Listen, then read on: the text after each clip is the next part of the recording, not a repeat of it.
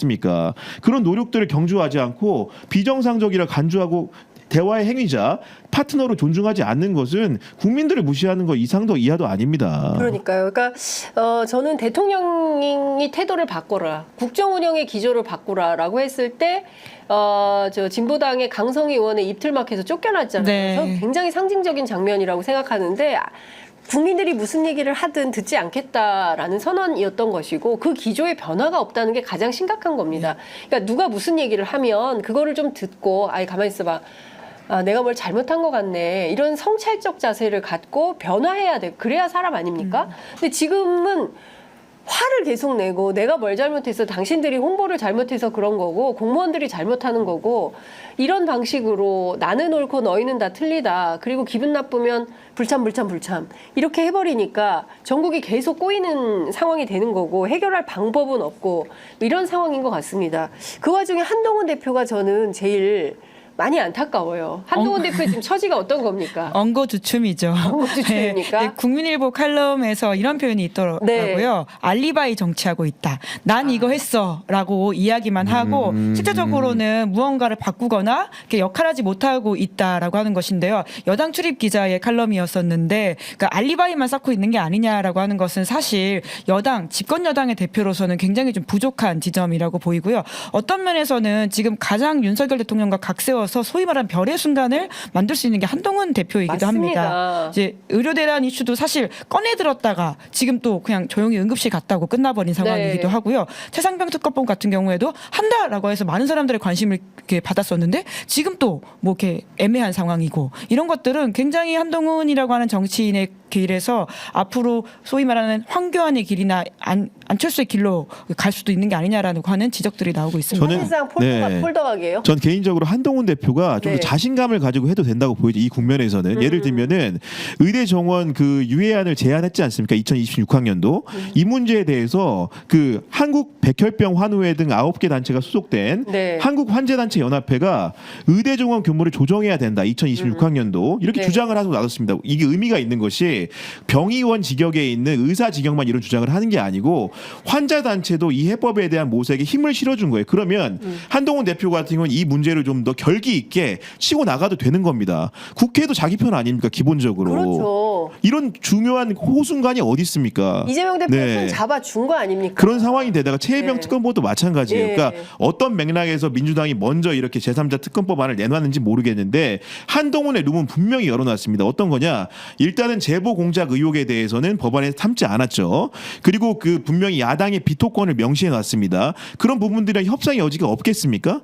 기본적으로 야당이 지금 한동훈을 위해서 어떻게 보면은 룸을 만들어준 거예요. 그런 공간을 잘 활용해 나가면서 자기 정치를 할 때만 온전하게 정치인으로서 인정받고 지도자가 될 수 있는 것인데 아까 말한 대로 알리바이에 그치면 안 되는 겁니다. 실행력이 있어야 되는 겁니다. 이 처지에서도. 네. 네. 그 40분이 참 궁금합니다. 어떤 이야기를 나눴는지. 이재명 대표와 한동훈 대표 그 40분 동안 도대체 무슨 얘기가 있었을까? 언젠가 나올까요? 예, 어제 잠깐 한동훈 대표가 구미 가서 그런 이야기는 하더라고요. 네. 반도체만은 건드리지 말자라는 식의 이야기를 이야기를 이제 했다. 이재명 대표 나눴다라고 하는 예, 것인데요. 예, 예. 공개 발언에서 나온 바가 없는 말이기 때문에 아마 40분 그때 나왔던 말이지 않을까라는 추측은 되는데 이준석 대표의 말처럼 사실 신뢰관계가 담보되지 않은 상황에서 두 사람이 내밀한 이야기를 하지 못했을 것이다. 본인의 경험을 빌어서 이야기를 하더라고요. 그래서 특히나 아마 작년 이맘때 생각해 보시면 이재명 대표가 단식을 하고 있던 때였고요. 그리고 나서는 한동훈 법무부 장관이 체포동의안을 국회에서 아주 길게 읽었던 시간이 있습니다. 그때만 하더라도 두 사람이 이렇게 40분 동안 내밀하게 어떤 대화를 할 수 있을 거라고 생각을 전혀 못했던 게 정치이니까요. 아마 그 40분에서 정말 깊은 이야기가 나오긴 좀 어려웠을 것 같다라는 생각이 근데 듭니다. 저는 제가 예언을 하나 해보면은 일주일 내에 김규용의 예언. 일주일 내에 예. 그 한동훈 대표와 이재명 대표가 그 또 따로 만난 사실이 언론을 통해 보도가 될 것 같다. 이거 야, 이거 단독이다. 예언이 아니 그게 아니고 아니고 이거 그 취재 제가 아닌가요? 취재를 한 게 전혀 아니고요. 예. 그 무슨 얘기냐면은 그 40분의 의미라는 것들을 천준호 전략기획위원장 같은 경우도 굉장히 높이 샀거든요. 맞아요. 그러니까 이런 만남이랑 굉장히 중요하다고 했고 그리고 이제 이재명 대표 스스로도 유의미한 대화였다고 말을 했단 말입니다. 그 얘기는 뭐냐면 앞으로 더 만날 수 있다는 것이고 지금은 공식적으로 만나는 관계지만 비공식적으로도 얼마든지 만나는 관계로 발전했다는 얘기로 보이고 제가 제가 얘기하는 건 취재의 결과물은 분명 아닙니다. 과도한 해석은 삼가시고 네. 제 촉인데 아마도 네. 추석 전에 두 사람이 다른 식의 만남을 언론에 공개되지 않는 상태에서 가질 수 있는 사이가 되지 않았을까라는 생각을 합리적으로 하는 것이고 그런 경우가 생긴다고 한다면 네. 아마도 언론에 그런 내용이 보도되지 않을까라는 생각을 감히 좀 해본다. 이런 네. 정도로 말씀드릴 수 있을 것 같습니다. 촉이었습니다. 네. 근데 저는 그 가능성 없지 않다고 생각해요. 왜냐하면 그 넓은 테이블을 앞두고 둘이 마주 앉았을 때 이재명 대표가 너스레를 떨었다는 거잖아요. 뭐 아니 너무 멀어서 멱살도 기분 나빠도 못 잡겠다. 멱살도 네. 못 잡겠네라고 하고 뭐 이제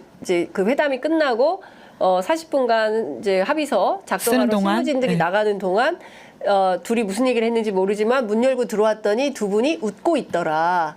웃고 있었다는 거잖아요. 그러니까 둘은 웃고 있는데 한 사람은 이제 빡친 거죠. 용산을 예, 위하시는 이런 거 아닌가. 한 명만 아니고 두 명일 수 있습니다. 그러네요. 예, 둘이 빡쳤을 수도 있겠네요. 예, 예, 둘이 한 세트예요. 예.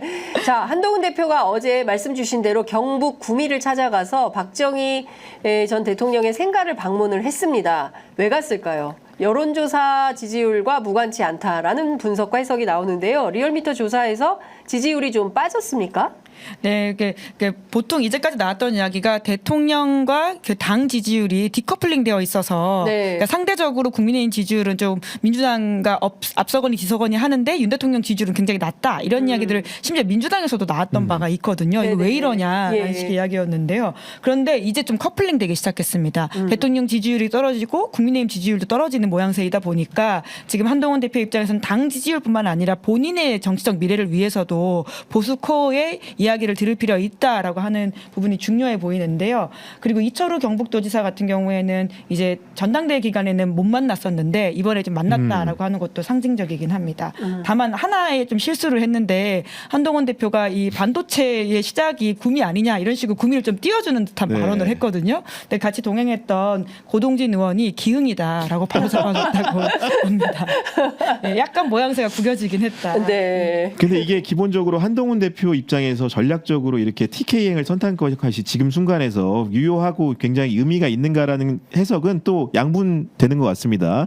왜냐하면 한동훈 대표가 지금 선취하려는 그 계층은 어떤 거냐면 중수층으로 대표되지 않습니까? 그렇습니다. 중도나 수도권 청년층의 의사를 본인을 주변으로 모으게 하는 게 중요하다고 생각하는 건데 어떻게 보면 TK 구미가 나쁘다는 게 아니고 전통적 보수 지지층을 어르고 설득하는 부분이거든요. 근데 한동훈 대표의 확장력이라는 것은 아까 말한 대로 전술한 대로 중수청에서 나오기 때문에 이런 행보라는 것이 어떻게 보면 자기를 또 가두고 조바심이 나는 모습들을 오히려 보여주는 게 될 수 있다. 오히려 자기 다음을 찾는 그 행보라고 한다면은 이런 행보보다는 이런 행보가 안 중요하다는 게 아니고 좀 더 수도권에 집중되고 청년들을 만나고 이런 자신감 있는 행보를 하는 것이 본인에게 좀 더 플러스 요인이 되지 않을까라는 생각을 좀 해봅니다. 그러니까요. 저도 그 한동훈 대표의 힘을 실어주는 민주당의 태도가 그나마 좀 잘 되는 거다라고 생각합니다. 그러니까 지금 계속 그 갈등만 해가지고는 해법이 없어요. 그러니까 어떻게든 이 국면을 이 산을 넘어야 되는 상황인데 한동훈 대표가 뭔가 하려고 한다면 그 손 잡고 이 산을 넘어야 된다. 뭐 좌우 합작도 하고 그러지 않습니까?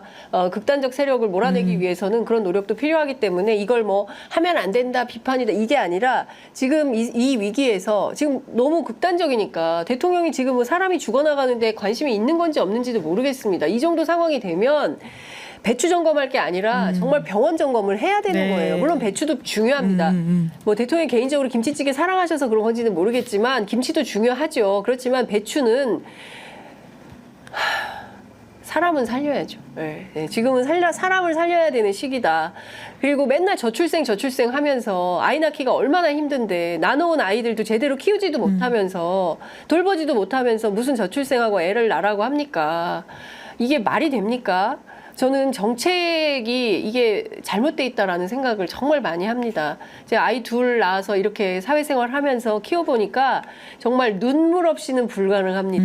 예, 그거 아마 아이 키우는 어머님들 다 공감하실 거예요. 저희 프로그램 특히 제가 이상하게 이 시어머님들, 친정엄마들한테 인기가 많아. 그 축에서 인기가 많으신 거 굉장한 경쟁력 아니십니까? 70대, 예. 60대 예, 어머님들 많이 좋아하시는데 사실 정말 이런 게 우리가 정말 같이 살아가는 공동체에서 정말 필요한 대목이기 때문에 그렇습니다. 각자 자기 자리에서 역할을 잘 해주면 대한민국은 시스템이 완비된 국가이기 때문에 문제없이 잘 돌아가요. 그런데 느닷없이 야 그거 하지 마. 이거 이렇게 누군가로부터 기이한 지시들이 오니까 권익위에 있던 멀쩡한 부패 담당 공직자가 스스로 목숨을 끊고 경찰이 군인이 이대로 안 된다라고 말씀들을 하시는 겁니다. 정말 대한민국이 위기로 가고 있다라는 생각이 좀 들어가지고 제가 오늘 너무 말이 많았네요. 아닙니다. 예. 중요한 좋은 말씀 이야기입니다. 드렸어야 되는데 제가 오늘 막 너무 말을 많이 한 것 같습니다.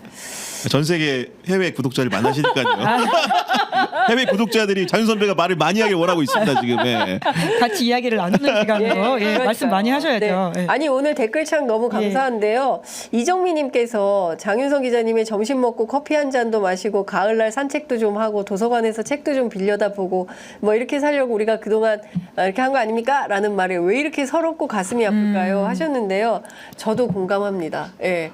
제가 가끔 그런 생각해요. 우리가 왜 그토록 그렇게 열심히 거리에서 광장에서 옛날에는 최루탄 맞아가면서 예, 그리고 2016년에는 평화롭게 예, 세계가 정말 와, 저 나라 대단하다 이렇게 할 정도로 이제 품격 있는 그런 국가로 발전할 수 있었을까? 이게 뭐 무슨 국뽕 이런 게 아니라 좀 이렇게 뿌듯하잖아요. 그런 거 그럼요. 있잖아요. 예, 네. 아니 민주화와 산업화를 동시에 성취한 나라라고 하는 것이 거의 없거든요. 이것은 충분하게 자랑할 만한 우리의 업적입니다. 그거는 시민들이 직접 읽어낸 맞습니다. 성과이고요. 예. 예. 제가 1894년 동학혁명부터 얘기하지 않습니까? 예, 그때 정말 선조들이 그렇게 그 항일운동 하면서 일궈온 나라입니다. 그 정신이 헌법에 고스란히 담겨 있습니다. 그런데 그 헌법 정신을 무시하거나 폐퇴시키려고 한다면 그건 우리가 거기서는 뭐 물러설 수가 없다. 이런 말씀을 좀 안 드릴 수가 없다라는 생각이 좀 듭니다. 제가 오늘 국제뉴스 보다가 대한민국에도 네타냐후가 있는 게 아닌가라는 생각이 좀 들었습니다. 엄청 모였더라고요. 그러니까 거의 70만이 아주 익숙한 광장에 모인 예. 저 사람들의 모습이라는 생각이 한국이 들었어요. 광화문인 줄 예, 예. 사진이 정말 익숙하더라고요. 예, 사진 딱 보니까 이스라엘이 꼭 우리의 광장, 광화문 광장을 닮아 있는 70만이 모였어도 오늘 네타냐후가 뭐라 그랬냐면 인질 문제 아무도 나에게 설교할 수 없어. 참 예. 불통인 국가 지도자는 어딜 가도 있구나. 그러니까요. 예. 그나마 영국 노동당 정부가 들어서지 않았습니까? 이스라엘의 그 무기 수출을 일부 중단하겠다라고 선언을 하고 국제사회가 압박을 넣고 있습니다. 이스라엘의 네타냐후가 이런 방식의 불통의 정치를 하기 때문에 가자에서 너무나 많은 어린이들이 죽거나 다치거나 학교가 무너지거나 하고 있습니다. 대한민국은 혹시 안 그런 것인가? 우리도 국제사회, 국제뉴스도 좀 살펴보면서 한국의 현실을 좀 보고 좀 더 깊이 있게 가야 되지 않을까라는 생각이 좀 듭니다. 마치려고 하니까 또 속보가 들어왔네. 뭐 어떤 게 들어갔죠? 네. 박찬대 원내대표가 의료대란 비상협의체를 제안했습니다. 예, 오늘 원내대표가 이제 교섭단체 연설을 네, 하거든요. 그리고 4년 중임 개헌을 하자라고 제안을 했습니다. 개헌 제안을 했군요. 네. 네. 그리고 반국가관 공직자를 해임해서 헌법 수호 의지를 보여야 한다라고 했습니다. 이거 반국가관 누구 얘기하는 걸까요? 아마도 뭐 이제 그 친일 관련된 그 여러 가지 했던 사람들 공직 임명을 금지하는 내용이 아마도 이런 법안의 형태로 발의를 하겠다는 취지의 원내대표의 얘기가 있지 않았나 좀 싶습니다. 보면은. 네. 그렇군요. 예. 자, 또 다른 속보 있습니다. 네. 장윤선님 시아버지도 좋아합니다. 김영아님이 댓글 달아주셨습니다. 시어머니만 좋아하시는 거 아니다. 시아버님도 아이고 전국에 계신 전 세계에 계시는 어머니 아버님 감사합니다. 이거 하나만 더 소개해드리면 밴댕이님이 네. 고교영 TV도 김은지의 시사인도 잘 보고 있습니다. 화이팅하세요. 그리고 장윤선 취재편님 우리 제작진들이 네. 밴댕이님 고맙습니다. 이렇게. 네, 저희 가족 아닙니다. 네, 여혜경님도 제가 좋아하는 세 분 기자들의 말씀 듣고 같이 고민해 봅니다라고 하셨습니다. 예, 같이 고민해 주시면 좋을 것 같습니다. 오랜만에 동접 10,000명이 넘어서 와. 예, 제가 너무 감사드리고. 저도 아까 보고 그 얘기 하려고 했는데 네, 해주세요. 저희 나온 방송에서도 네. 한동안 이제 시청률이 늘 많을 때가 있다가 예. 업다운이 맞아요. 있는데 예. 한동안 또 이제 어떤 날은 5,000명도 되길래 야 우리가 이제 그만둬야 되나 보다. 장윤선 그 취재 편의점에 도움이 안 되나 보다 했는데 네. 오늘 안 그래도 이렇게 10,000명을 예. 넘어가지고 좀 굉장히 좋습니다. 기분이. 예, 네. 네, 저희가 조금 더 적극적으로 많은 뉴스 그리고 여러분들께 KBS와 다른 정말 꼭 필요한 그리고 국민들의 생활에 꼭 도움이 되는 그런 현장에 발로 뛰면서 제가 또 현달 아니겠습니까? 네. 뛰어서 샅샅이 취재해서 여러분들께 상세히 보도해드리도록 하겠습니다. 아까 보니까 김은지 기자님 너무 귀여워요. 그렇지만 그도 어느덧 나이가 여기까지. 좀 있다. 아니, 그리고 여기까지 제일 하겠습니다. 많은 댓글이 은지오겹. 오. 이런 표현이 굉장히 많이 등장하더라고요. 은지오겹, 예. 은지오겹, 네. 좋습니다. 예. 네. 자, 오늘도 여러분 화이팅 하시기 바라고요. 오늘 하루도 행복하시기 바랍니다. 오늘 방송 여기서 마무리하겠습니다. 감사합니다. 네, 감사합니다.